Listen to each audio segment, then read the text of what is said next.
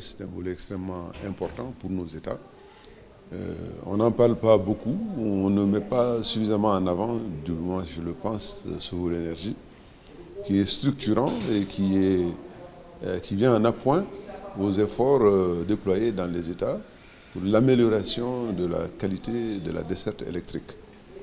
Vous connaissez le parc de production de l'OMVS, qui est un parc important, constitué par Manantali, Gouina en construction et qui est pratiquement achevé, qui va ajouter 140 mégas aux 200 mégas de Manantali, Felou qui produit déjà 60 mégas, et plus tard Gourbassi qui va amener un productif de 300 mégas, pour vous dire que c'est un parc de production important, et donc les ministères en charge de l'énergie sont fortement concernés par le développement de ce parc de production, et aussi des lignes de transport qui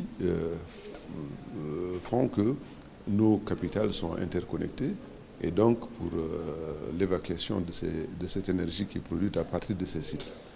C'est important, tout comme l'est le projet de l'initiative solaire que nous avons lancé pour profiter de ce potentiel que nous avons pour accroître le mix énergétique, c'est-à-dire pour sortir du tout hydro et renforcer notre capacité aujourd'hui en solaire, et pour que l'instruction que les chefs d'État nous ont donnée, qui concerne l'accroissement de l'offre électrique, que cette instruction-là puisse avoir une réponse, on va dire, rapide, parce que le solaire, comme vous le savez, elle est facile à installer, et aujourd'hui, avec l'évolution de la technologie, nous avons pensé qu'au niveau de l'OMVS, nous devrions tirer toutes les opportunités qui nous sont offertes dans ce cadre-là pour renforcer notre capacité de desserte. Sur cela, vous avez le projet de Manantali. Manantali, déjà en hydro, nous produisons 200 MW, mais nous sommes en train de finaliser un projet avec Total RN qui va doubler pratiquement la capacité de Manantali, mais avec du solaire.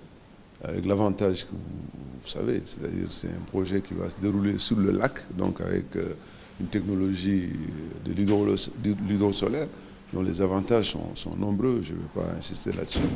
Mais pour vous dire simplement que sur ces aspects-là, nous avions besoin, si vous voulez, des conseils de Madame la ministre qui ne font jamais défaut, mais également de lui parler des projets d'hydro qui sont en cours. Je les ai évoqués en passant, Koukountamba, qui est extrêmement important. Je reviens moi-même du Fouta Djallon, j'ai été jusqu'à Koukountamba, pour vous dire que les populations attendent, mais franchement, depuis très longtemps, depuis trop longtemps, la réalisation de ce projet, qui est en fait un projet de développement local, hein, mais qui a une complexité réelle par rapport aux enjeux environnementaux, par rapport aussi à l'enveloppe à mobiliser, qui est une enveloppe conséquente. Il s'agit de 1 milliard et plus de dollars des États-Unis dans les conditions que vous savez, l'endettement de nos États, c'est assez difficile. Gourbassi est un projet de régulation du fleuve.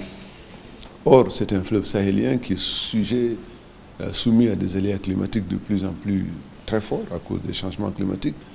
Et nous perdons chaque année des quantités extraordinaires d'eau à la mer qui peuvent être mobilisées pour venir en appoint à Manantali, qui est la seule infrastructure de régulation du fleuve. Vous comprenez aujourd'hui donc que c'est une urgence à la fois environnementale, mais surtout une urgence économique aussi, parce que la ressource en eau va diminuer en fonction des aléas. Et si on ne la renforce pas, tous les projets qui ont cours aujourd'hui n'ont pratiquement pas de sens du point de vue même de leur soutenabilité. Je parle des projets hydro-agricoles, par exemple. Le Sénégal a une ambition noble, légitime, qui est en train de se déployer à travers le PSE sur l'augmentation des surfaces à irriguer, donc pour développer des spéculations vivrières, industrielles. Nous encourageons cela. La Mauritanie également, il y a des projets structurants dans le secteur de l'agriculture qui ont lieu, mais tout ça, ça se fait sur la ressource. Une ressource qui diminue, si on ne l'augmente pas, il ne faut pas compter avoir une ambition très grande, sauf à être une ambition qui n'est pas réaliste. Donc c'est ça l'urgence de Gourbassi.